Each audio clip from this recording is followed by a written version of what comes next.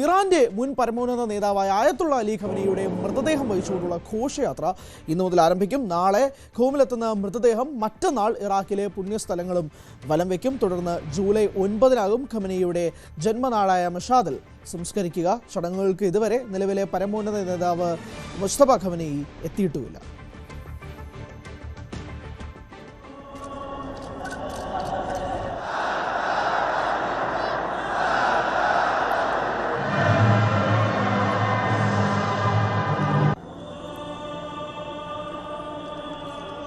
അജയ് സുധാപിച്ചുകൊണ്ട് വിശദാംശങ്ങളുമായി. അജയ്, വ്യാഴാഴ്ചയാണ് സംസ്കാരം എന്ന് മനസ്സിലാക്കുന്നു. അതോടൊപ്പം തന്നെ അവിടെ ചുറ്റും കൂടിയിരിക്കുന്ന ആളുകളൊക്കെ തന്നെ പറയുന്നത് revenge for America, revenge for Israel എന്ന് പറഞ്ഞുകൊണ്ടുള്ള മുറവിളികളും കാണാൻ സാധിക്കുന്നുണ്ട്. മുസ്തഫ ഇതുവരെ എത്താത്ത ഒരു സാഹചര്യം നമുക്കറിയാം. പ്രത്യേകിച്ച് അങ്ങനെ ഒരു ഭീഷണി ഉണ്ടാകുന്ന ഒരു സാഹചര്യം കൂടെ നിലനിൽക്കുന്ന ഒരു പശ്ചാത്തലത്തിൽ നിലവിൽ എങ്ങനെയാണ് സാഹചര്യം?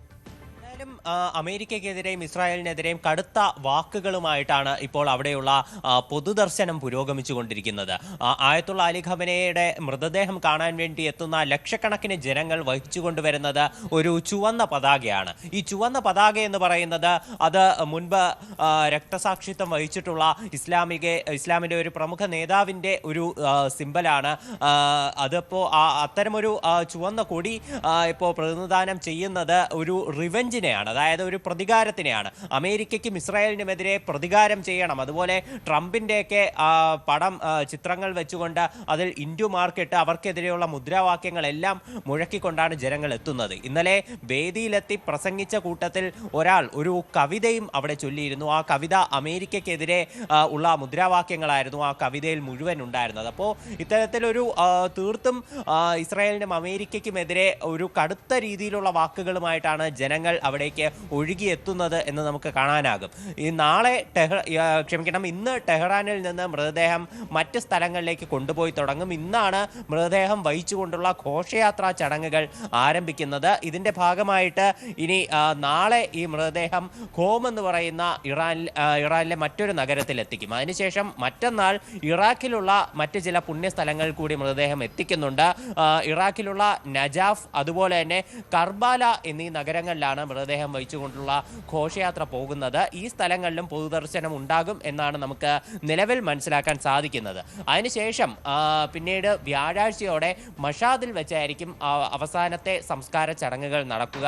അന്ന് അവിടെ ആയത്തുള്ള അലി ഖമനയുടെയും അതുപോലെ തന്നെ മറ്റ് കുടുംബാംഗങ്ങളുടെ മൃതദേഹങ്ങൾ സംസ്കരിക്കും. പക്ഷേ ഇതുവരെ അവിടുത്തെ നിലവിലെ പരമോന്നത നേതാവും അതുപോലെ ആയത്തുള്ള അലി ഖമനയുടെ മകനുമായിട്ടുള്ള മുജിതബ ഖമനെ ഇതുവരെ ഒരു ചടങ്ങുകളിലും പങ്കെടുത്തിട്ടില്ല. മറ്റെല്ലാ നേതാക്കളും അതുപോലെ കൊല്ലപ്പെട്ടു എന്ന് വിചാരിച്ചിരുന്ന IRGCയിലെ പല പ്രമുഖ തലവന്മാരും വരെ ഈ ഒരു യോഗത്തിലെത്തിയിരുന്നു. പക്ഷേ ഇതുവരെ മുജിതബ ഖമനെ മാത്രം ഒരു പൊതുവേദിയിൽ എത്തിയിട്ടില്ല എന്നൊരു സാഹചര്യം കൂടിയുണ്ട്. ഇനി വരും ദിവസങ്ങളിൽ ഇന്ന് ഘോഷയാത്രയായിട്ട് മൃതദേഹം മറ്റു സ്ഥലങ്ങളിലേക്ക് പോവുകയാണ്. ആ ഘോഷയാത്രാ ചടങ്ങിലോ അല്ലെങ്കിൽ ഇനി വ്യാഴാഴ്ച നടക്കാനിരിക്കുന്ന അന്തിമ സംസ്കാര ചടങ്ങുകളിലോ മുജിതബ എത്തുമോ എന്നുള്ള ആകാംക്ഷയും എല്ലാവർക്കുമുണ്ട്. ഈ സാഹചര്യത്തിൽ ട്രംപും അതുപോലെ ബെഞ്ചമിൻ നെതന്യാഹുവും തമ്മിൽ ഒരു ടെലിഫോൺ സംഭാഷണവും നടന്നിട്ടുണ്ട്. ഇതിൽ ഈ ഇറാന്റെ സാഹചര്യം ഉൾപ്പെടെ പല കാര്യങ്ങളും ചർച്ചയായിട്ടുണ്ടെന്നാണ് വിവരം. ഇനി വരുന്ന ആഴ്ചയിൽ ബെഞ്ചമിൻ നെതന്യാഹു ട്രംപിനെ കാണുമെന്നും അദ്ദേഹം കഴിഞ്ഞ ദിവസം മാധ്യമങ്ങളെ കണ്ടപ്പോൾ അറിയിച്ചിട്ടുണ്ട്. അതുപോലെ ഇസ്രായേലിന്റെ ഭാഗത്ത് നിന്ന് ഇറാന് നേരെ കടുത്ത ഭീഷണി നിലനിൽക്കുന്നുണ്ട്. അപ്പോൾ ഈ ഒരു സാഹചര്യത്തിൽ കൂടിയാണ് മുജിതബ പൊതുവേദിയിൽ എത്താത്തത് എന്നുള്ള അഭ്യൂഹം കൂടിയുണ്ട്. അതുപോലെ ലെബനനിൽ ഇപ്പോഴും ആക്രമണം തുടർന്നുകൊണ്ടിരിക്കുന്ന ഒരു പശ്ചാത്തലം കൂടിയുണ്ട്. ഇനി ഈ മൃതദേഹം വഹിച്ചുകൊണ്ടുള്ള ഇറാനിലുള്ള ഈ ഘോഷയാത്ര ഇന്ന് ആരംഭിക്കുമ്പോൾ മറ്റ് ചില ഒരു സുരക്ഷാ ഭീഷണി കൂടി നിലനിൽക്കുന്നുണ്ട്. അത് അവിടുത്തെ പൊതുജനങ്ങളുടെ ഭാഗത്തു നിന്നാണ്.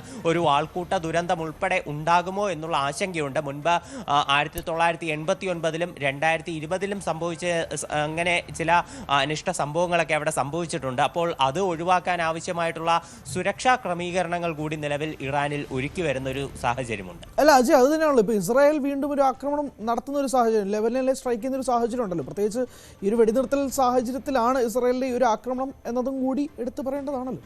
തീർച്ചയായിട്ടും അവിടെ ഇപ്പോഴും ഒരു ആക്രമണം തുടർന്നുകൊണ്ടിരിക്കുകയാണ്. കഴിഞ്ഞ ദിവസം ഉൾപ്പെടെ അവിടെ ഇസ്രായേൽ ഒരു വ്യോമാക്രമണം നടത്തുന്ന സാഹചര്യമുണ്ടായിരുന്നു. അപ്പോൾ ഈ ഒരു അവസ്ഥയിൽ എങ്ങനെയൊക്കെയാണ് മുന്നോട്ടുള്ള ഒരു പോക്ക് എന്നുള്ളത് തീർച്ചയായിട്ടും ഒരു ആശങ്കാജനകമായിട്ടുള്ള കാര്യമാണ്. ഇപ്പോൾ ട്രംപ് കഴിഞ്ഞ ദിവസം മാധ്യമങ്ങളെ കണ്ടപ്പോൾ പറഞ്ഞത് ഈ പ്രൊസീജിയേഴ്സ്, അതായത് ഈ സംസ്കാര ചടങ്ങുകൾ അവസാനിക്കുന്നത് വരെ ഇറാന് നേരെ യാതൊരുവിധ ആക്രമണവും നടത്തില്ല, അതുപോലെ ചർച്ചകളും അതിനുശേഷം പുനരാരംഭിക്കും എന്ന് തന്നെയാണ് ട്രംപ് പറഞ്ഞിട്ടുള്ളത്. പക്ഷേ ഈ ലെബനനിലുള്ള കാര്യം ഇപ്പോഴും ഒരു സങ്കീർണമായിട്ട് തന്നെ തുടർന്നുകൊണ്ടിരിക്കുകയാണ്. അവിടെ ഇസ്രായേൽ ആക്രമണം തുടരുന്നിടത്തോളം കാലം ഇറാൻ ഒരിക്കലും അമേരിക്കയുമായി നയതന്ത്രപരമായിട്ട് നല്ല രീതിയിൽ മുന്നോട്ട് പോകാൻ സാധ്യതയില്ല. അമേരിക്കയുമായി ഇപ്പോൾ നിലവിൽ ഒപ്പിട്ടിട്ടുള്ള 14 ധാരണാപത്രത്തിന്റെ ആദ്യത്തെ ഉടമ്പടി തന്നെ എല്ലാ മേഖലയിലുമുള്ള യുദ്ധം അവസാനിപ്പിക്കണമെന്നാണ്. അതായത് ഇറാന് നേരെയും ഇറാന്റെ സഖ്യകക്ഷികൾക്ക് നേരെയുമുള്ള ആക്രമണങ്ങൾ അവസാനിപ്പിക്കണം എന്നുള്ള നിബന്ധന തന്നെ ഈ ആദ്യത്തെ പോയിന്റ് തന്നെ ലംഘിക്കപ്പെടുകയാണ്. അപ്പോൾ അതുകൊണ്ട് ഏറ്റവും പ്രധാനപ്പെട്ട 5 പോയിന്റെങ്കിലും നടപ്പിലാക്കി കഴിഞ്ഞാൽ മാത്രമേ തുടർ ചർച്ചയ്ക്കുള്ളൂ എന്നായിരുന്നു ഈ സംസ്കാര ചടങ്ങിന് വ്യക്തമാണ്. എന്തായാലും മൃതദേഹം വഹിച്ചുകൊണ്ടുള്ള ഘോഷയാത്ര ഇന്ന് ആരംഭിക്കുകയാണ്. വ്യാഴാഴ്ചയാണ് സംസ്കാരം നടക്കുക. ഈ ആൾക്കൂട്ടവുമായി ബന്ധപ്പെട്ടുള്ള കാര്യങ്ങൾ നിൽക്കുകയാണ്. അപ്പോൾ കുറച്ച് മരണങ്ങൾ ഉണ്ടാകാനുള്ള സാധ്യതകളുണ്ട് എന്നതുകൂടി തള്ളിക്കളയുന്നില്ല എന്നാണ് മനസ്സിലാക്കുന്നത്. അജയാണ് വിശദാംശങ്ങൾ നൽകിയത്.